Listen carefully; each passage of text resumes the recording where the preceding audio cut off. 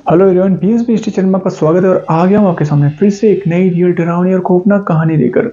भूतिया कंगन, जैसा कि आप लोगों ने टाइटल में देखा होगा, आज की जो हमारी कहानी है, कहानी बेहद ही डरावनी और खौफनाक होने वाली है। आज की जो हमारी कहानी है, कहानी जुड़ी हुई है एक ऐसे भूतिया और खौफनाक डरावने कंगन के बारे में, जिसे 15 साल की एक लड़की गलती से अपने साथ अपने घर पर लेके जाती है और उसके साथ में कुछ ऐसी डरावनी और खौफनाक घटना हुई जिसे याद कर कर एक बार तो उनकी रूह कांप जाती है। आज की जो हमारी कहानी है, कहानी बहुत ही इंटरेस्टिंग और बहुत ही हॉरिफाइंग होने वाली है। तो बने रहे मेरे साथ इस कहानी में। अगर आपके पास भी कोई ऐसी रियल डरावनी और खौफनाक घटना है तो आप लोग मेरे साथ शेयर कर सकते हैं मेरे जीमेल मेरे इंस्टा अकाउंट पे, उसका लिंक मैं इस वीडियो में डाल दूंगा। तो बढ़ते हैं कहानी में थोड़ा आगे। आज की जो हमारी कहानी है, कहानी सारिका नाम की एक लड़की की है और ये जो हॉरर इंसिडेंट हुआ था सारिका के साथ तब हुआ था जब इनकी उम्र थी 15 साल। 15 साल की सारिका के स्कूल के एग्जाम कंप्लीट हो चुके थे और उन्होंने सोचा कि क्यों ना अब कहीं पर घूम के आया जाए। इनके जो माता पिता थे वो शहर में रहा करते थे, इनके जो दादा दादी थे वो गांव में रहा करते थे। तो इन्होंने अपने मम्मी पापा से रिक्वेस्ट करी कि काफ़ी टाइम हो गया हम कहीं घूमने नहीं गए, तो क्यों ना हम अपने गांव चलते हैं। पर इनके जो फादर थे वो बिजनेस में काफ़ी बिजी थे, तो उन्होंने इस सारिका के साथ चलने के लिए मना कर दिया और सारिका को अकेली अपने गाँव में भेज दिया। सारिका काफ़ी टाइम बाद अपने गाँव में आई थी, तो इसकी जो दादा दादी थे वो सारिका से मिलकर काफ़ी खुश हुए थे। सारिका भी अपने दादा दादी से मिलकर काफ़ी खुश थी, पर इनकी जो खुशी थी वो ज़्यादा दिन के लिए टिकने वाली नहीं थी। एक दिन की बात है, जब सारिका अपने दोस्तों के साथ वहाँ पर खेल रही थी तो पास में उन्होंने एक आम का बगीचा देखा।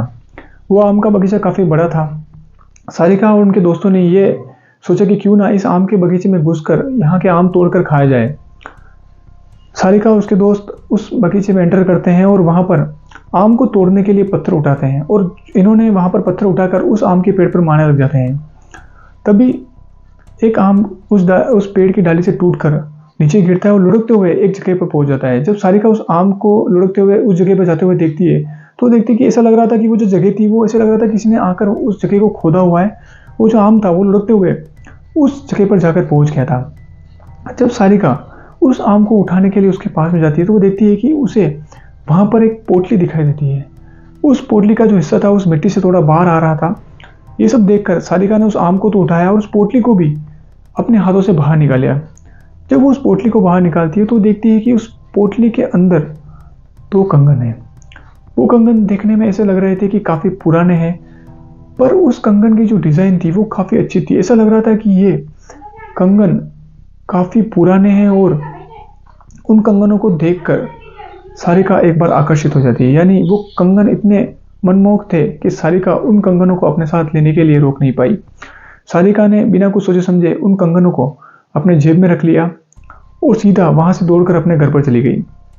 जब ये अपने घर पर गई तो इन्होंने अपनी दादी को जाकर बताया कि मैं उस आम के बगीचे में खेल रही थी और वहाँ पर मुझे ये 2 कंगन मिले। ये जो कंगन थे एक पोटली के अंदर बंद थे और पोटली का हिस्सा उस मिट्टी से बाहर आ रहा था। तो मैंने उस पोटली को निकाल के देखा तो इसके अंदर मुझे ये 2 सोने के कंगन मिले। उन कंगनों को देखकर दादी ने सारिका को बोला कि तू एक काम कर, इन कंगनों को वापस अभी वहाँ पर छोड़ के आ जा, क्योंकि ये जो कंगन है ये कंगन कोई नॉर्मल कंगन नहीं है, बल्कि ये मनुष्य कंगन है और ये किसी डायन के कंगन है। क्योंकि दादा दादी जो थे वो गाँव में रहा करते थे, उनकी जो दादी थी वो पूजा पाठ और इन सब चीज़ों में काफ़ी बिलीव करती थी। तो उन कंगनों को देखते हुए ही दादी ने सारिका को सीधा उस कंगनों को वापस रखने के लिए बोल दिया। पर सारिका जो कि शहर में रहा करती थी इन सब चीज़ों पर बिलीव नहीं करती थी और उस टाइम सारिका की उम्र सिर्फ 15 साल थी, तो इन्होंने इन सब चीज़ों पर ध्यान नहीं दिया और दादी को ये बोला कि दादी ऐसा कुछ नहीं होता है, शायद ये कंगन किसी के होंगे जो पुराने समय में किसी ने ज़मीन के अंदर गाड़ दिए होंगे और हमें ये मिले हैं, तो क्यों ना हम इन्हें अपने पास ही रख लें। दादी की बात न मानकर शायद सारिका ने उस दिन काफ़ी बड़ी गलती कर दी। उसी रात की बात है, जब सारिका अपने रूम के अंदर सो रही थी तो तकरीबन 1 बजे के आसपास सारिका को ऐसा लगता है कि उसकी रूम की लाइट बंद हो गई है। जब सारिका ने उठ के देखा तो उसके रूम के अंदर बिल्कुल अंधेरा था, उसकी रूम की लाइट जा चुकी थी।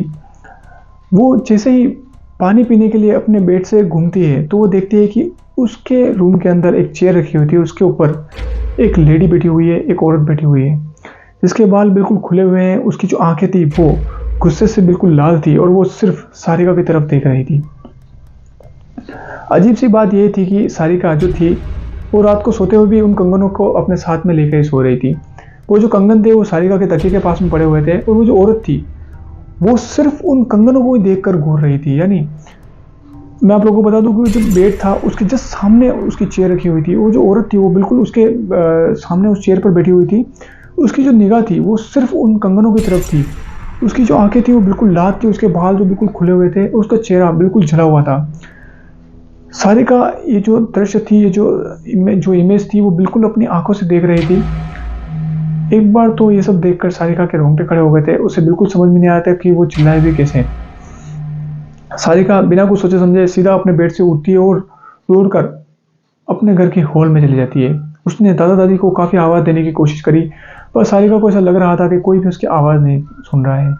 तभी सारिका देखती कि वो जो औरत है अब वो उसे घर के सारे कोने में दिखाई देने लगी है। ये सब देखकर उसने दादा दादी को काफ़ी आवाज़ देने की कोशिश करी, पर सारिका की आवाज़ वहाँ पर कोई सुन नहीं रहा था। सारिका इस सब सदमे को सह नहीं पाई और वहीं पर बेहोश जाती है। जब सुबह सारिका की आंख खुलती है तो वो देखती है कि वह अपने रूम के अंदर लेटी हुई है और उनकी जो दादा दादी है वो उसके पास में बैठकर सारिका को बेहोशी से उठाने की कोशिश कर रहे हैं। सारिका की आंख जैसे खुलती है वो सीधा अपनी दादी से पूछती है कि मेरे साथ क्या हुआ था। मैंने रात को एक चुड़ैल को अपने रूम के अंदर देखा था और मैंने आप लोगों को काफ़ी आवाज़ लगाने की कोशिश करी, पर मुझे ऐसा लग रहा था कि इस घर के अंदर कोई नहीं है और मुझे इस घर के चारों कोनों में सिर्फ वो चुड़ैल दिखाती रहती। ये सब बातें सुनकर दादी उसे बताती है कि हम जब सुबह उठे तो हमने तुझे सीधा हॉल के अंदर बेहोश देखा था। हमें रात को किसी भी तरह की आवाज़ नहीं आई थी, हम तो अपने रूम के अंदर ही थे। तभी दादी समझ चुकी थी ये जो सब मनुष्य काम हो रहा है ये सिर्फ उन कंगनों की वजह से हो रहा है।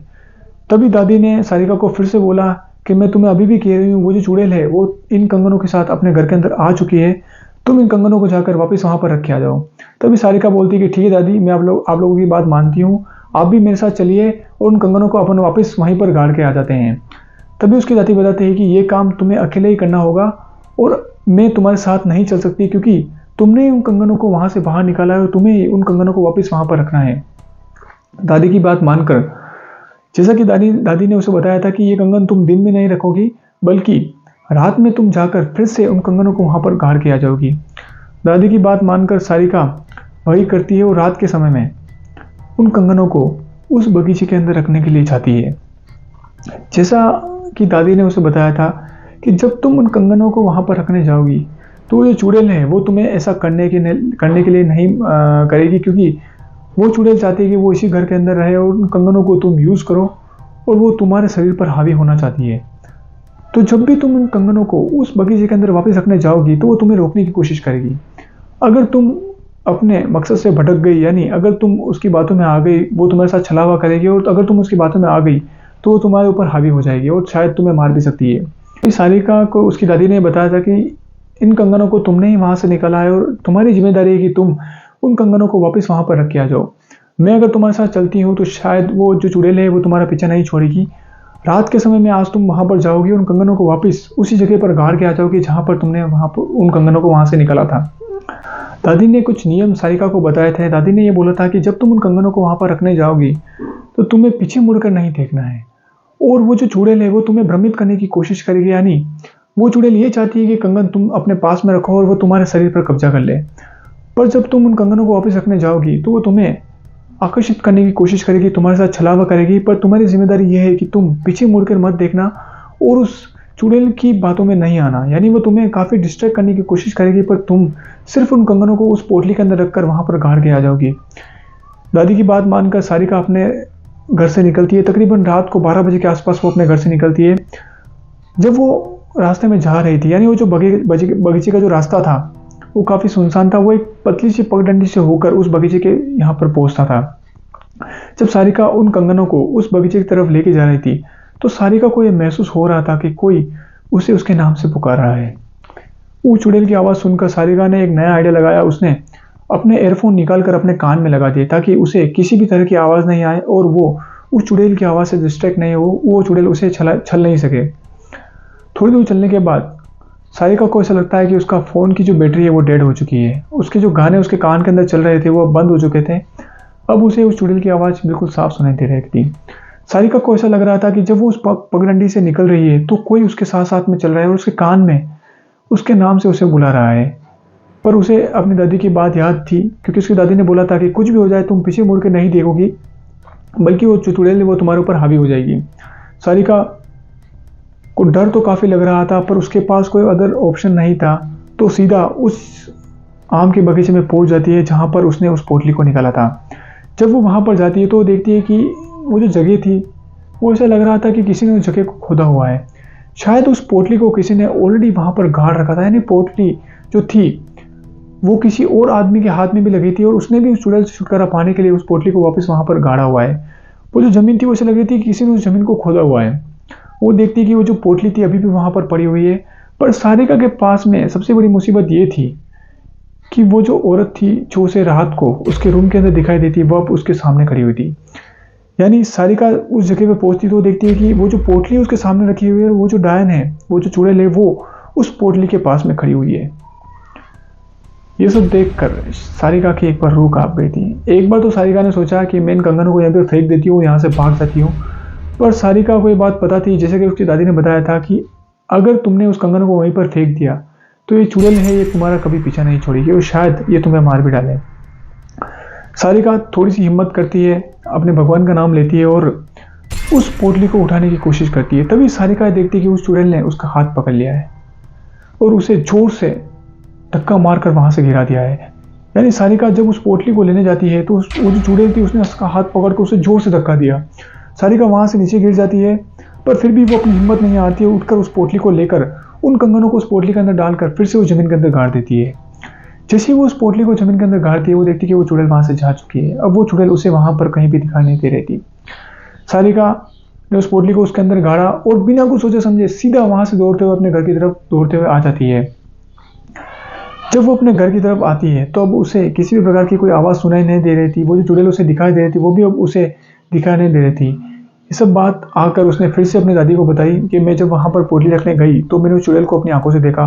वो जो चुड़ैल थी वो उस पोटली के पास में खड़ी रही थी और उसने मेरा हाथ भी पकड़ लिया। उसने मुझे बिल्कुल उस कंगन को उस पोटली के अंदर रखने से रोकने की कोशिश करी, पर मैंने फाइनली उस कंगन को उस पोटली के अंदर रखा और ज़मीन में वापस गाड़ दिया। उस दिन के बाद सारिका ने उस गांव के अंदर एक भी दिन नहीं बिताया। वो सीधा अपना बैग पैक कर कर फिर से अपने घर पर आ गई। पर वो जो इंसिडेंट था उसने सारिका को हिला कर रख दिया। एक छोटा सा इंसिडेंट जो कि रियल था, खौफनाक था, डरावना था। आई होप ये छोटा सा इंसिडेंट जो कि सारिका के साथ में हुआ था और काफ़ी डरावना या खौफनाक इंसिडेंट था। ऐसा कहा जाता है कि जो प्रेत आत्माएं होती है ये किसी चीज़ से जुड़ी हुई होती है और अक्सर ये लोगों को छलने की कोशिश करती है। यानी आप कहीं पर जा रहे होंगे या फिर आप को लोगों को ये जो एंटिटी होती है ये अपनी प्रेजेंस फील करवाने के लिए उन चीज़ों में निवास करती है। जैसा कि मैंने आप लोगों को एक मूर्ति के बारे में भी सुनाया था जिसके अंदर एक प्रेत आत्मा निवास कर रही थी और गलती से एक आदमी उस मूर्ति को अपने घर पर लेके जाता है। उसके साथ भी कुछ ऐसी डरावनी खौफनाक घटना होती है। वैसा ही हुआ सारिका के साथ में। जब सारिका उस गार्डन उस बगीचे के अंदर घूम रही थी तब उसने उन कंगनों को देखा। वो जो कंगन थे उसी के अंदर उस चुड़ैल की आत्मा निवास कर रही थी। उस कंगन से आकर्षित होकर, यानी उस चीज़ ने उन्हें इतना आकर्षित कर दिया कि वो उस कंगनों को अपने साथ लेकर सीधा अपने घर पर आ गई और ये जो खौफनाक घटना उनके साथ में बीती। आई होप ये छोटी सी कहानी आप लोगों को पसंद आई होगी और ऐसे इंटरेस्टिंग स्टोरी सुनने के लिए आप इस चैनल को सब्सक्राइब कीजिए, शेयर कीजिए, लाइक कीजिए। Thanks for watching, thanks for listening, thank you.